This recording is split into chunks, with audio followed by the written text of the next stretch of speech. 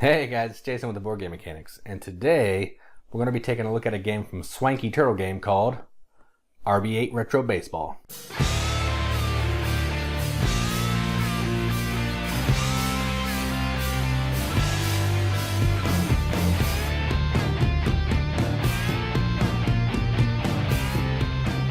RB8 Retro Baseball is a two-player game that can be played through single games or over a course of 3, 5, 7 games, kind of like a playoff or a baseball series.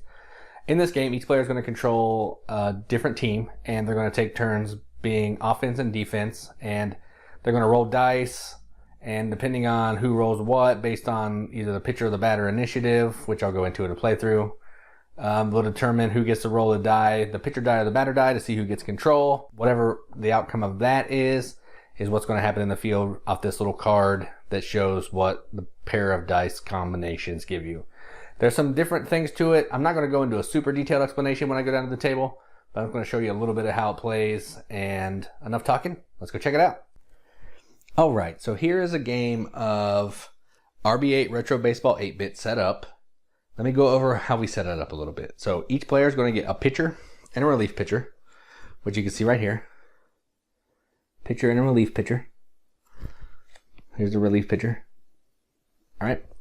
And each player is also going to get 3 outfielders, a first baseman, a second baseman, shortstop, and third base, and a catcher, and 1 additional of one of those positions to be the DH because the pitcher doesn't bat. And then you're going to assign which ones you want to be left, center, and right field before the game starts. So I just put mine in order. So this is left, center, and right.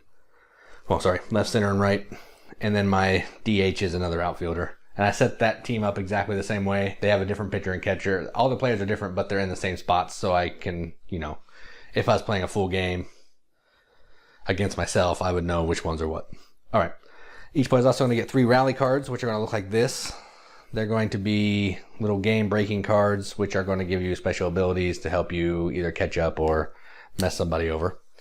And there's a hitting key, which is going to show you what the dice rolls do when you're batting. There's a pitching key, which looks like this. There's, on the back of the pitching key, is going to show you how to get more rally cards, which there are certain things you can do to get more rally cards. I'm not going to go into a ton of that. You can also sacrifice bunt, and if you roll a 5 or a 6, it's listed on this. And if you hit a ground ball, there's also a sheet for that to tell you what the numbers do and what the outcome is. And if you hit errors and for tagging up on a fly ball is on the back of that. That's a lot, I get that, but no, it's really easy, and I'm just going to show you a quick turn of how it works. So on a player's turn, well, on every turn, both players are going to roll. So the batter's going to roll, and the pitcher's going to roll. Each character has different values that they have that will manipulate dice. So for pitchers, it's control and stuff. You can see it in the orange line in there in the middle. So in this case, this guy has 17 control and stuff. And the batter, he's going to use his power and contact, which in this case is 14. So right now, the pitcher has a +3 over the batter. So he rolled a 9, this guy rolled a 6. So even without the +3, he would have beat him anyway. So once that happens, then whoever wins that roll is going to roll their certain die. So the red die is for the pitcher, the green die is for the batter, but they each have a couple different instances of the other player's icon. So, because, maybe a wild pitcher or something. So red player's going to roll. He got a batter. All right, so what that means is the batter gets control. They get to roll the dice to see what happens on that pitch. And then based on the numbers is what's going to happen. So they roll a 1-5. So that's the batter. So that's the hitting key. So we're going to look at this hitting key. A 1-5 is single to center field. All right, sweet. So this player, they'll look through their rally cards to see if they have anything that can mess that over. So let's see. Nope, no cards that's going to help. So single to center field. So they're going to take these cubes. There's 2 cubes. You're going to put that on the batter that hit the ball. The black cube is to show you who was up. So that guy was up. You're going to put that on the cube that hit the ball, and then you're going to put that on what base they're on. So you know if there's another fly ball or something and the runner can tag, you know who you're talking to. Each character also has a special ability. I'm not going to go over them all, but just know that every player has a special ability that can go off at certain instances in the game. So like this guy, when rolling from either key on a ground ball, if the result of 2-5 is a close play at first base, refer to the ground ball key. So it's going to give him a little bit of, an advantage when he's doing that. That's Pete Rose, but they call him Peter Thorne. So that's how that works. The pitcher has a special ability too. In this case, it is once per inning when rolling from the pitching key, you may reroll exactly one of the D6 to change the combo result. You can see that down there in all the text. So that's nice. Once per inning, so you can't do it every time because that would just be crazy. All right, so we'll go through another batter just to show you what happens. And this right here is how you're going to track the innings, outs, scoring. So this team's the home team because they're pitching. This team's the away team. So, and this batter is Ryan Sandbox. He has a power of 7 and a contact of 7, so that's a 14. The pitcher still has a 17, so they have an advantage of 3, so they'll both roll. All right, so if anybody rolls a double 1, that means the other team automatically wins, and they don't have to roll their power die. They just get a roll and see what happens.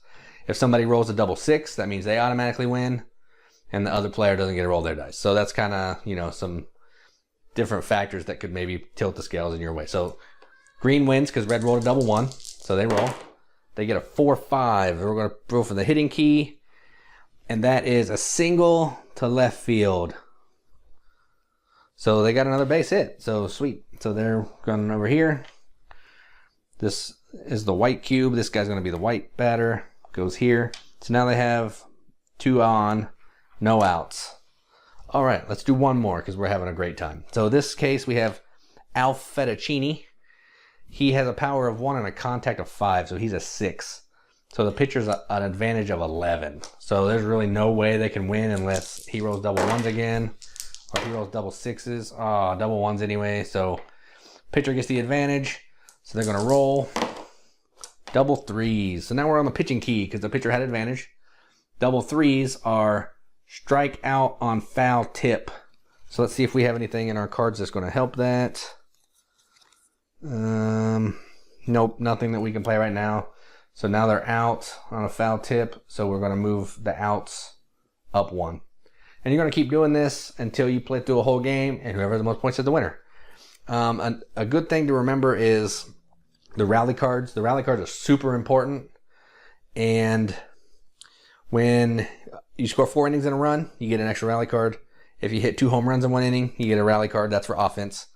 If you get 2 strikeouts in 1 inning, you get a rally card. And if you have 1, 2, 3 innings, no one reaches base, you get a rally card. There's also a thing where the pitcher starts getting weaker as the game goes on. I'm not going to go into that. Just know that it's going to bring their control down and make their advantage a little less as time goes on. So you might want to bring in the relief pitcher later so you have full capabilities. But they go down after 3 batters, I believe. So, yeah, the relief pitcher is, last resorts kind of, unless your pitcher is really starting to stink. So that is the game. It's pretty simple. You can play over one game where you just randomly pass out stuff, or you can play over a series, make it kind of like a playoff, and just have fun with it. That is RB8 Retro Baseball. Let's go up to the top, see what we think about it. All right, so that was RB8 Retro Baseball. This game is a lot of fun. I haven't played a baseball game yet, which I know there's like baseball highlights and bottom of the ninth, but I haven't played any of those. And I did play this one, and I adore it. I like that it's mostly just a dice game with special player powers on every single card. The pitcher has player powers, all the outfielders, infielders have player powers. There's those rally cards that you can just completely slam on somebody when they think they hit a home run to just rob them, and then they can negate what you just played. Man, they're nasty. But it's fun. I've only played over single games. I haven't played a series yet, so I don't know how that works because there's a couple different teams you're going to pick, I think, if you do that. But I only have like 4 teams, so I just shuffle up some outfielders, pass them out, and we just play. I like the art. It's 8-bit. It is what it is, but it fits. It makes me feel like I'm playing like Nintendo baseball or something, because it's slow paced like that. When like you're pitching it and the ball goes like do do do do do do do do do do, then the batter swings, it's like do do do do do. So it feels kind of like that, which is kind of thematic, and I like it. It's really simple. You're rolling dice. You're doing what the numbers on the dice say, and then you're hopefully playing rally cards, or you can tag up to maybe make a single into a double. You can steal bases. It's fun. It's a good game. I highly recommend this game. It's on Kickstarter now. The link is in the video description. If you're interested, if this video is really piqued your interest, I would say go check out that Kickstarter page and back this. It's a good game. It's a different theme. It's a nice change of pace from a lot of other games, and I think it needs a little bit of love. So that is RB8 Retro Baseball. And if you enjoyed this video, go check out our YouTube page. There's videos from me, Joel, Kim, and Katie. We have a podcast at bgmechanics.com. You can find us on Twitter at bgmex. At Instagram, we are just Board Game Mechanics. And we have a Facebook page, which is the Board Game Mechanics. That's where the hub of our operations kind of are, where it keeps you up to date on YouTube videos and podcasts and all that good stuff. So yeah, RB8 Baseball. Check out the link for the Kickstarter page. Hope you enjoy the review and keep gaming.